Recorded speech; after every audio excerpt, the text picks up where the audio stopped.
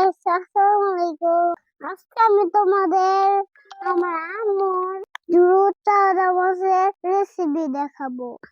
আমার আম্মু মাছ কাটতে পারে না, তাই আম্মু ইউটিউব দেখে দেখে মাছ কাটছে। তোমরা যারা মাছ কাটতে পারো না, তারা আম্মু মাছ কাটাকে ফলো করো। এই যে দেখো, আম্মু কত সুন্দর করে মাছ ধুয়ে নিচ্ছে।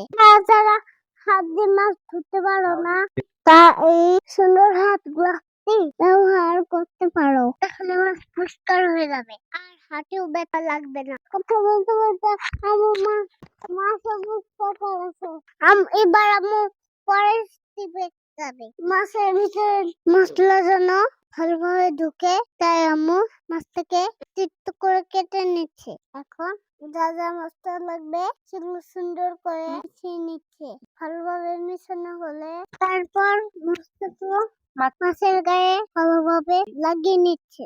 এরপর আম্মু মাছটাকে 1 ঘন্টার জন্য রেস্টে রেখে দিবে। ফিরে আমি 1 ঘন্টা পর এখন আম্মু একটা ফ্রাই প্যানে তেল ঢেলে নিল। তেলটা ভালোভাবে গরম হলে গরম তেলে মাছ দিয়ে দিল।